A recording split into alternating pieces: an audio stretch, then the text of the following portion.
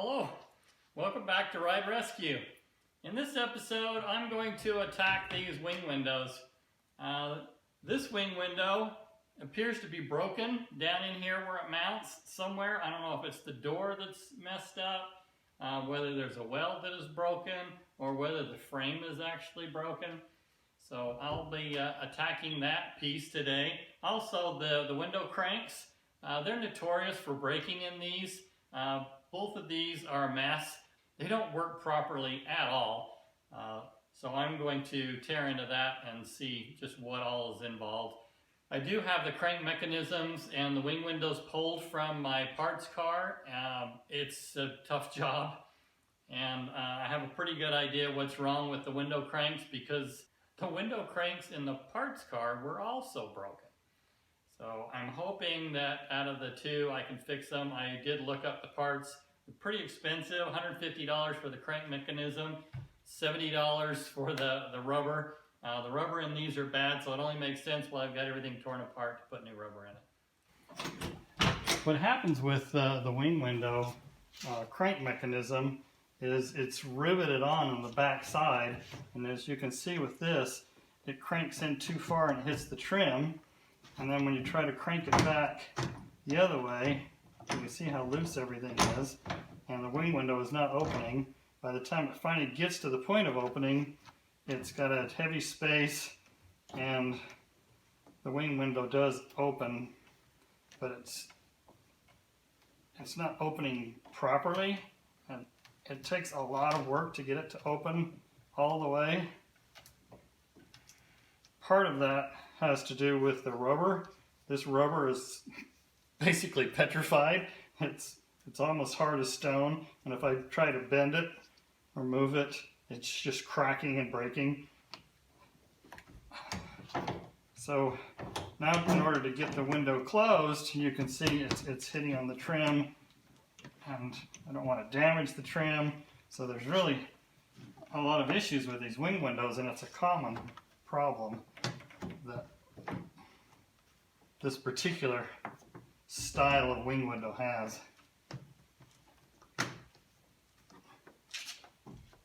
So you can see there's some major issues. This particular car has about 90,000 miles on it. I have a parts car that only had 70,000 miles on it, and I was hoping to swap these, and the 70,000 mile car has the same issue. So even with a car with lower miles, this is a common problem, and I see a lot online. The mechanism for this is for sale, and they're $160 a piece typically. So I'm hoping I can find a way to rebuild these. I played around with one out of the parts car and was able to save it. It didn't cost me anything. I just used some existing bolts that I had lying around in the shop. So to save $160, I've got to tear it all apart anyways to replace it. So that's what we'll do, and I'll walk you through getting it out, replacing the rubber, and fixing that mechanism. I'll start by taking out the door panel. These old locks are frozen on. I don't want to destroy it. Hopefully it doesn't break. A lot of these old parts get pretty brittle and hard. This was originally this color, and it is almost turned black. It's pretty hard, but it did finally come off without breaking it. The armrest, there's 2 screws underneath.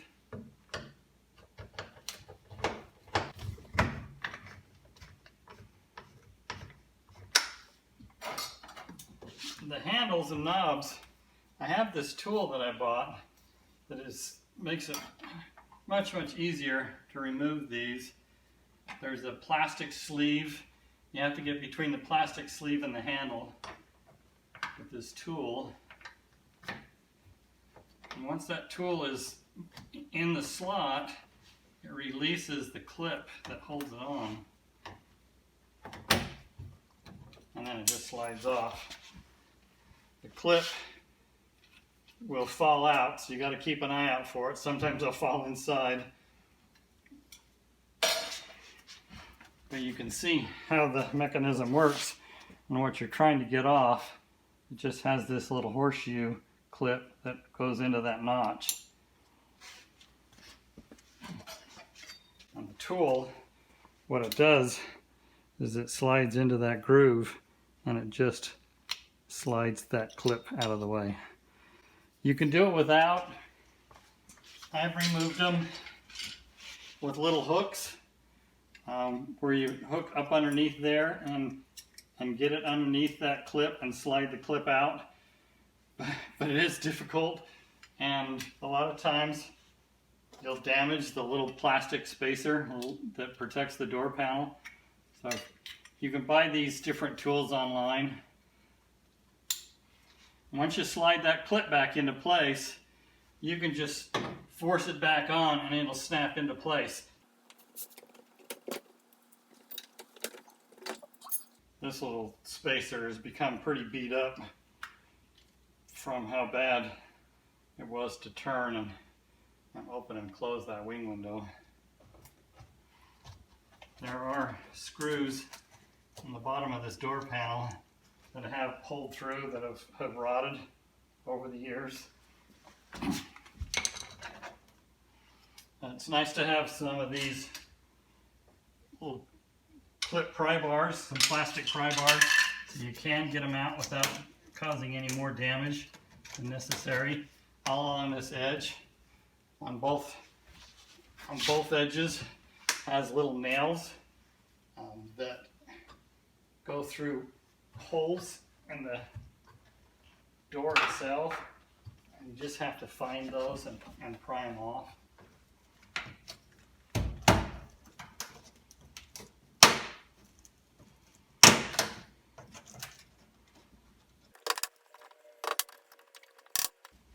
It's pretty difficult to save these clips. They get rusty and they're just pressed into the metal. So it's metal on metal and it's a tight fit. And they almost always break. Well, there's one on this panel that is snapped off.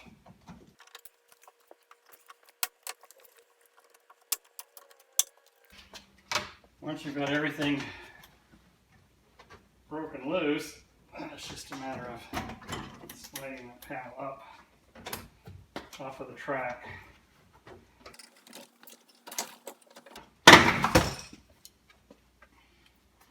So you can see on the back side of this door panel, there are basically nails that stick up, and there's a metal track that these nails are welded to. And as you can see, I've broken every one of these off but two. This one is extremely weak. This one is fairly strong. On the door edge, this edge, I was fortunate. I only broke one of those off. But where they break off in the door. So you have to take a pair of vice grips or something like that to remove them. And then you can see where these screws have pulled through the bottom of the door panel. This door panel, over time, the moisture, this inner piece is paper. It would have been better if it would have been plastic. Plastic would have forced the water to go down into this channel and not get on the door panel. But over the years, as this door panel has gotten wet, this cardstock has just moved and slacked and warped. I was hoping to be able to replace the cardstock and save the door panel, but this material has become so brittle that the least bit of prying on it in order to get it off and then try to re-stretch it, I'm just going to end up destroying it. They are replaceable. There is a company that makes new ones. They're $500 a piece, so they're not cheap, but they do make an exact match. They do have the ribbing and the 3-tone to match the Ventura style door panel. You see, this originally had a tarred backing as a moisture barrier, but it wasn't effective.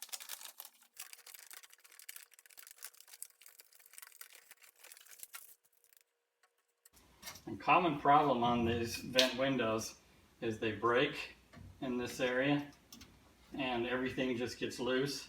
It's not repairable. So this one looks good. I'm hoping nothing is broken in there, because I'll be on the search to replace this if it is broken, because you can't buy a new one. They don't have an aftermarket replacement part.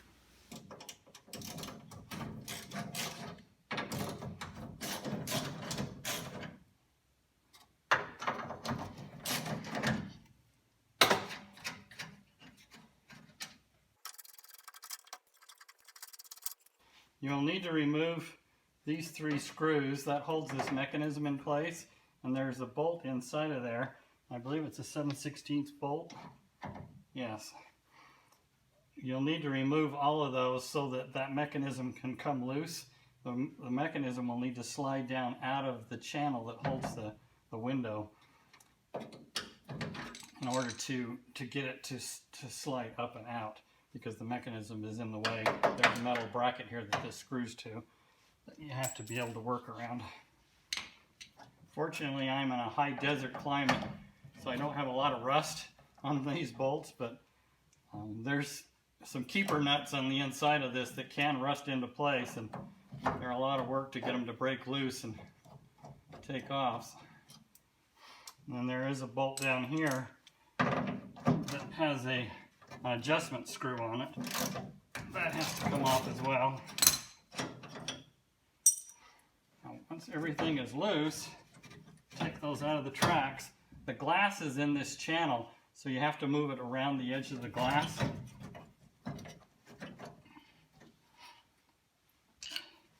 And you may need to loosen up this adjustment screw to get it out of the way. So now that it's starting to come up, this mechanism is in the way, and that will have to be lowered. This typically is a little piece of foam that's petrified, so that'll have to be broken off. And then this slides down.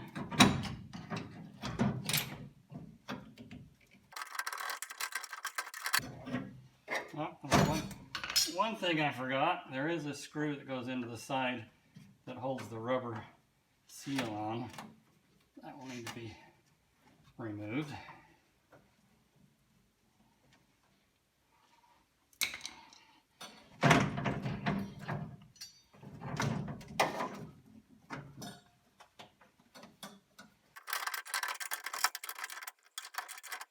It seems to be hanging up, so I think this mechanism needs to be twisted. I believe part of it is sticking out the back, and when they break, there's a plate on the back of it that actually falls down inside the door if it completely comes off.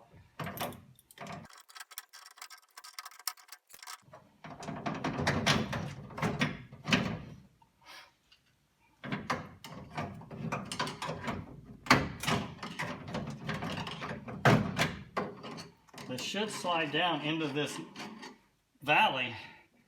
It's slotted for that reason, and they're pretty stupid to go down into that valley. But once they do, then that should drop out of the way.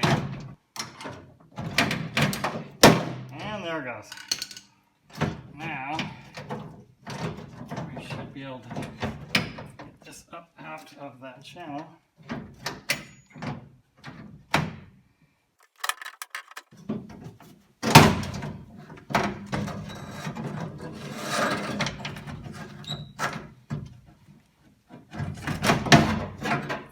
And there you go. This is the area that I was talking about, the brakes. Fortunately, this one's not broken. I can take this trim off. There's a little screw on the back side.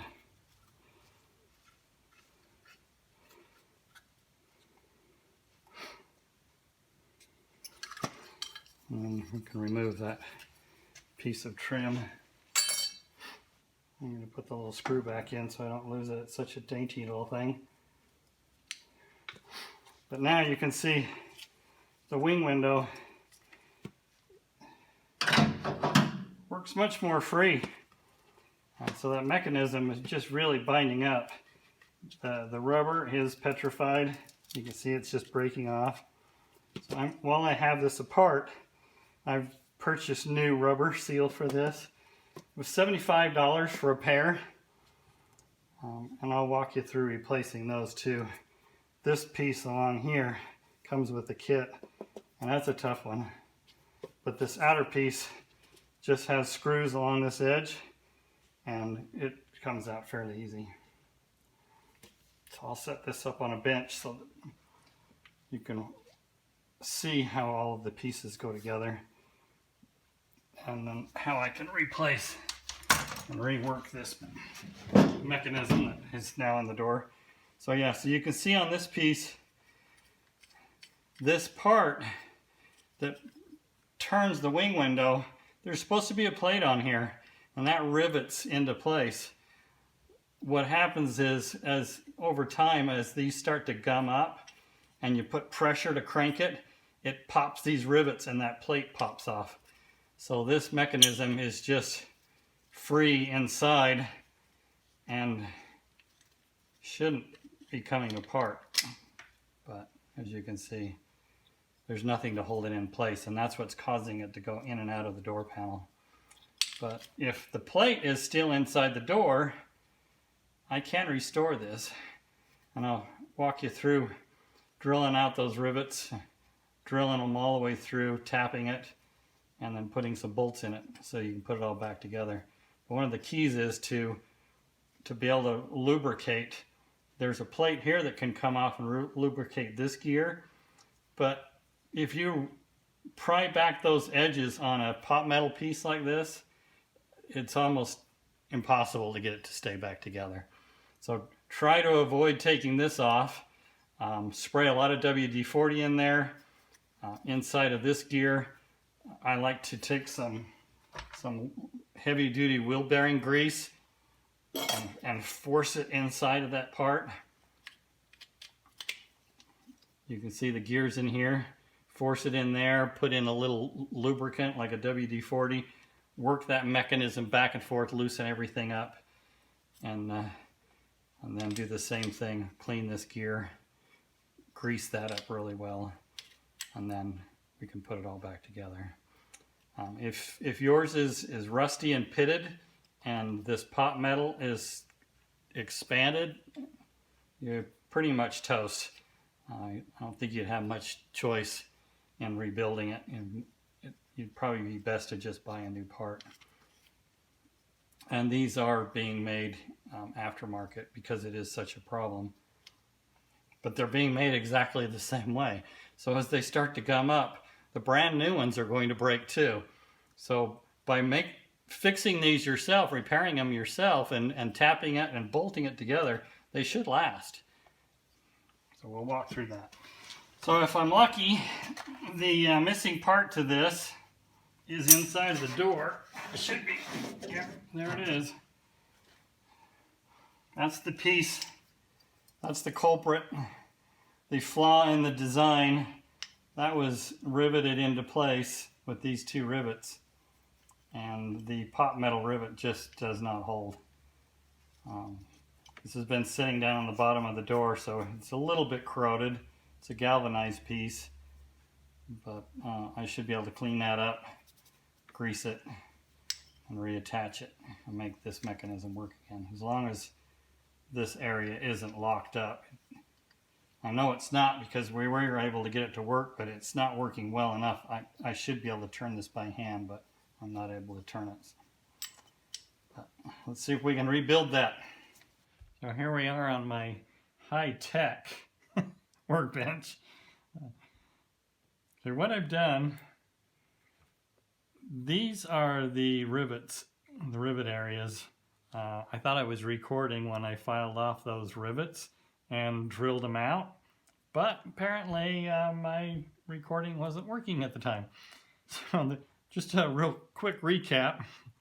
I just used a grinder, ground these off. You have to make sure to get this out of the way. You don't want to grind the nub off of that.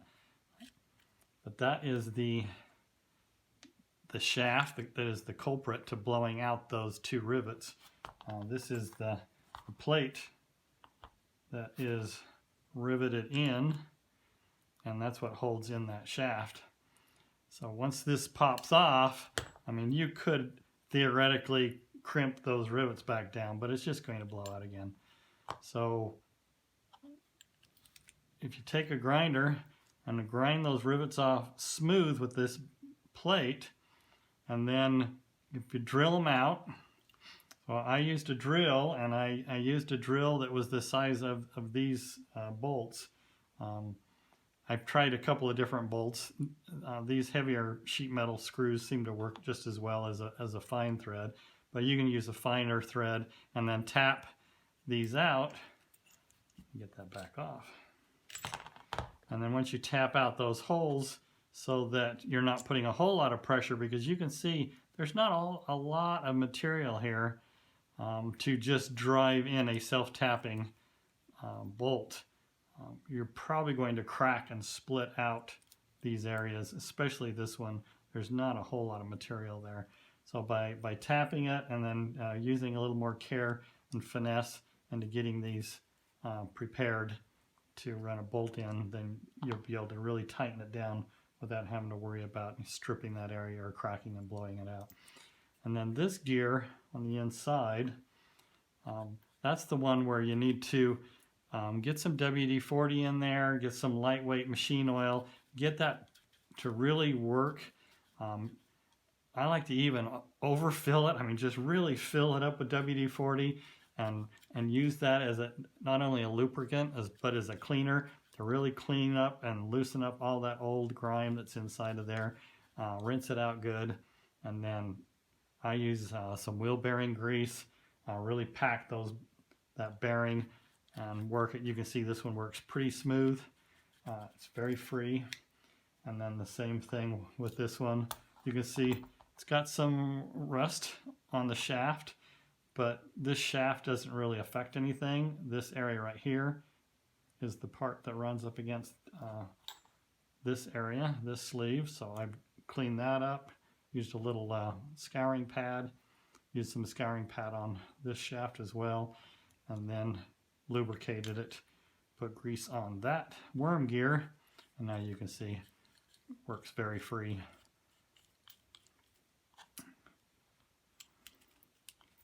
And then since I didn't completely grind these off, I left that rivet sticking up. I just ground it off so that it still fit up against this plate. Then when you tighten them down, it gives you just a little bit more of material there to tighten up these bolts. I played around with different bolts. As long as you don't run past this flange, it doesn't interfere with anything. So you can run a fairly long bolt in there or a short.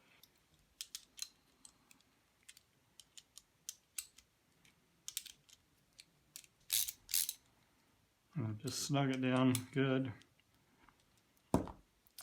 If you do a finer thread, you might want to put some thread locker on there. This has a little bit more of a coarser thread, but I'll back these back out and I'll put some thread locker on there so we make sure they don't work loose. But in the end, when you rebuild them this way, I think they're going to have a lot more longevity than they would if you were to buy an aftermarket piece, because like I was saying, the aftermarket piece, these are riveted on the same way, and it's the same material, so they are going to break. They're going to bind up. Somebody's going to put too much pressure on that crank, and it's going to blow off the back ends of those pieces. By threading those and tapping them and bolting them, I think these will last probably forever. I doubt you'll ever have to do these again. I can't imagine anybody ever being able to put enough torque and blowing those out without breaking something else, probably even breaking the handles. I'm confident these will last. So now you can see I can easily turn this by hand. So everything is free. Nothing is binding up. I did the same thing with the opposite side of the car. Drilled those out, tapped them, greased everything, cleaned it up, and now that one turns freely as well. So let's put this back together. Thank you for watching this episode of Ride Rescue. These wing windows are a lot more work than I had anticipated. So stay tuned for the next video. I'll finish up with the window cranks and the seals and get these doors put back together. Thanks again for watching.